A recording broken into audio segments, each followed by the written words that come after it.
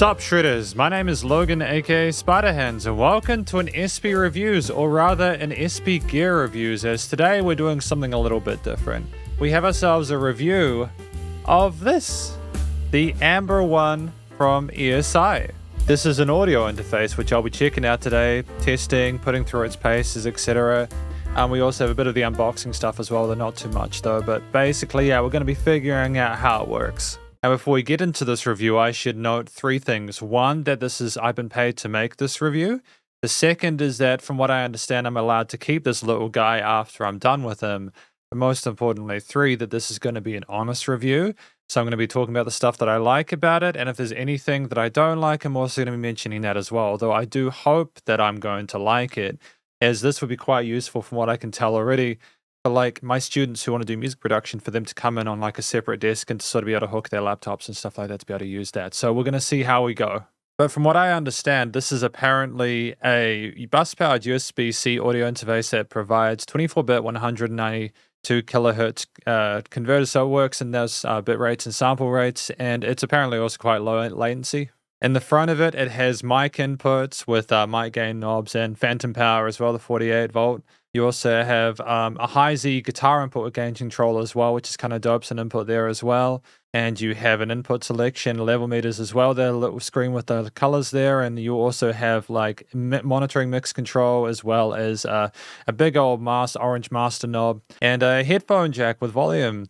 And in the back of it, you have inputs for synthesizer keyboard on the right of it, as well as master output, so a 1/4-inch jack for those, and then finally USB-C input for a Mac PC or iPhone and iPad.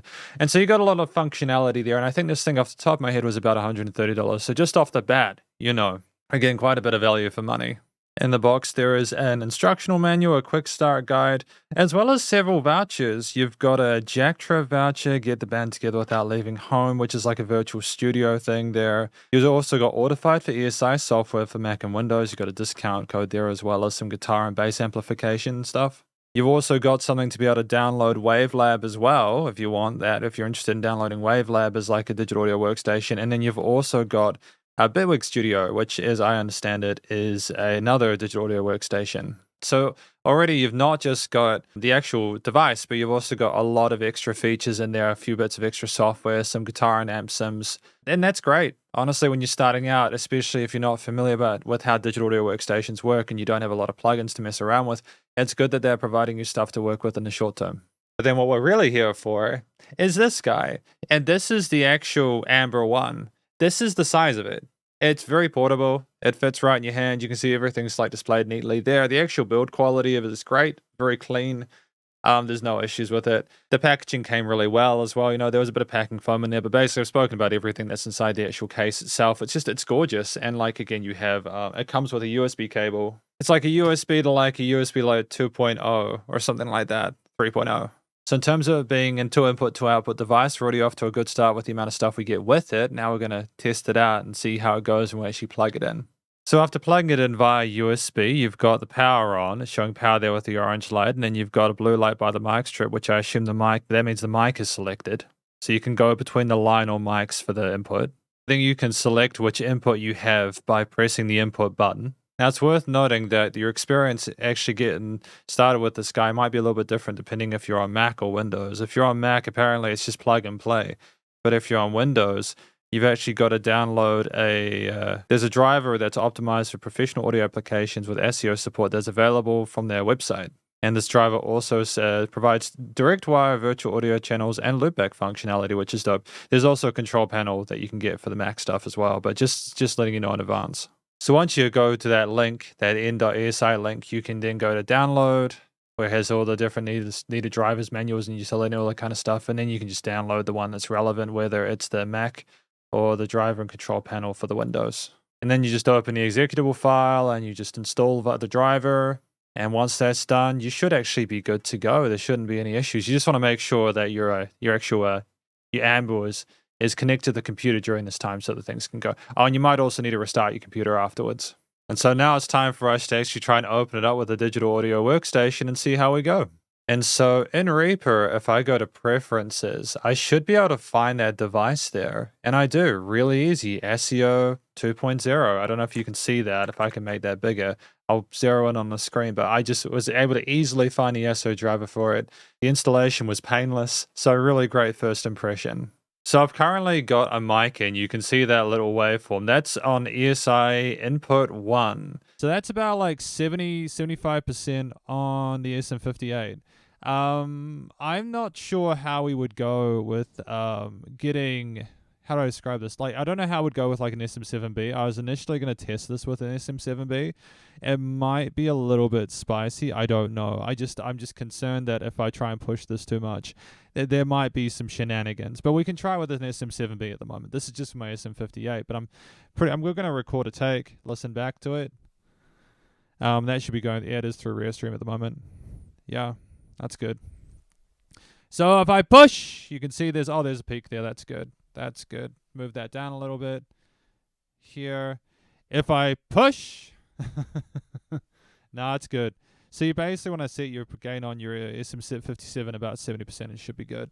That should be going. Yeah, it is through Restream at the moment. Yeah, that's good. So if I push, you can see there's even when there's like that digital distortion. Even when there's that like bit of digital distortion and peaking, it still sounds really clean. I'm really impressed with the preamp so far, the mic pre. Now you're purely getting the actual gain from the SM7B here. So like, I don't have my channel like in OBS. I use my SM7B to record my videos. So you're actually just getting the actual pre-input channel from my So in this time, I'm literally only recording into Reaper at the moment with SM7B. If I record a take with the SM7B, it's the same gain level that the SM57 was at before, so that's quite cool. And if I push it, it doesn't get angry, which is great. And I'm actually really impressed with how much it can tolerate. It's good. Peaks a little bit when you really push it. You might turn it down a little bit, but aside from that, very, very good. And we'll just listen back to that, so that's quite cool.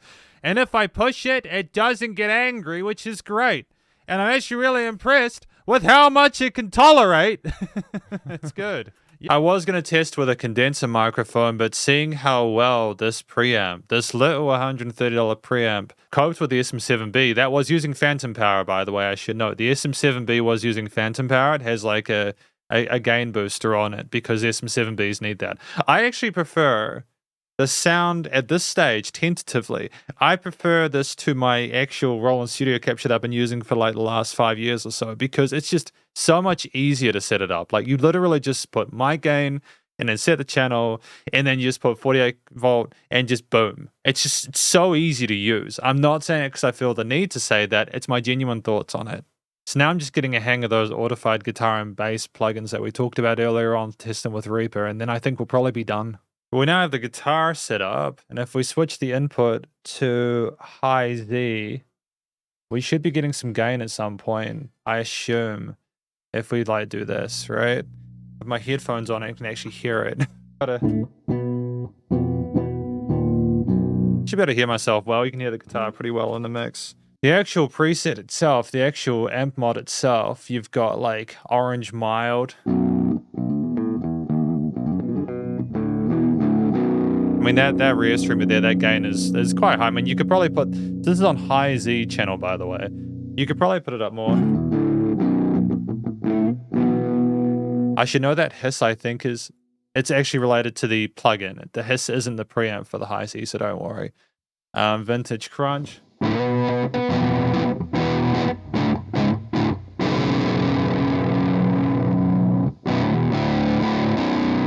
Now that's not peaking in the signal meter. You can hear that fizz there. I don't know if I'm necessarily vibing with this plugin, but I think for like if you're getting it started into audio, it could be kind of cool. I don't know.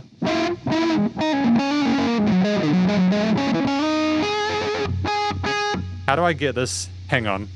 I don't know how to, like this.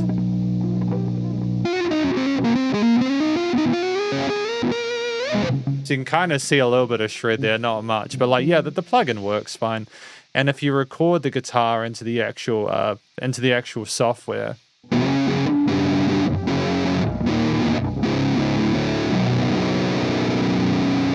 you know, like that, it's a little small kind of sausage chonky kind of thing.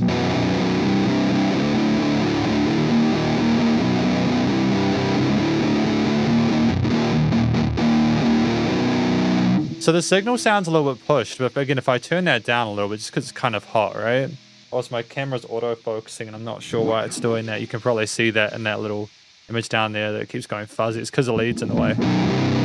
That's basically what Amp-Line Free sounds like, though. So, like, I don't know. It's an okay starter plugin, but I don't know if I'd necessarily stick with it. I feel like there's other bidders out there.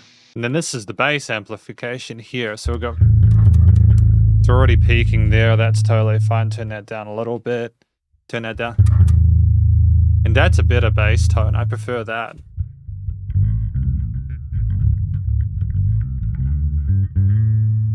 It's like nice and thick. Yeah, that's cool. I like that. We've got different models as well here. To be fair, this is the free one. Not really sure why I needed a serial number for the free one. Is it simply just so they can kind of keep track of who's buying it? I think that this bass, again, for a beginner as well as the Amp-Line one, they're just for getting your kind of feet wet. If we actually try recording...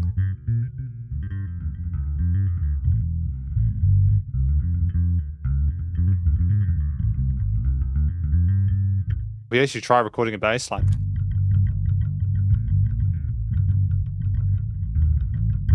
I mean, it sounds fine to me. There's a bit of low room there, and if we take the actual plugin off...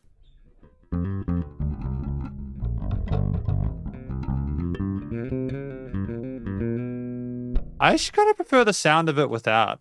But both a testament to the fact that I spent literally 0 seconds playing around with the Autofix GK amplification bass sim. You know, if I played around with the settings more, I might be able to find a tone I like better. But I also appreciate the fact that even when you just have, again, the Amber on its own, the tone is great with the instruments. We'll just listen back to that bass tone real quick. And then the clean guitar tone. I mean, to be fair, it's absolutely pushed. If we turn it down a little bit with the guitar tone. Yes, there's a bit of gating or something like that, a little bit of issues there, but with the actual bass tone itself and that preset, it does sound really thick and full. So I honestly think the GK amplification plugin's probably worth having a go with, and then you might need a bit more time to sort of figure out the Lion one. So I've just realized something really important just before I finished up. If you're working with a guitar or bass, you probably want to work with the high Z input, because effectively guitars and bass are high impedance and you get more of your actual sort of true tone from the instrument if you use the high Z inputs. So like if you're recording guitar and bass, so that's on high Z.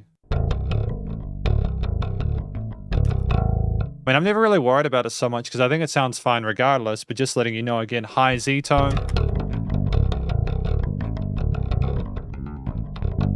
And then you've got like the mic input, which is the first one.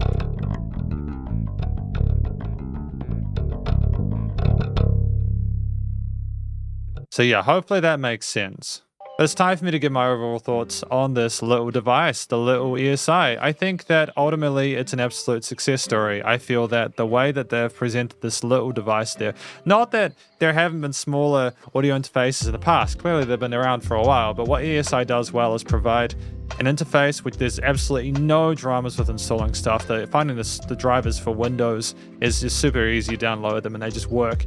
And I assume it works on Reaper and it'll work on anything else, including Bitwig and Wavelab and stuff like that, and the countless others that exists, because usually if it works with Reaper, it works with most.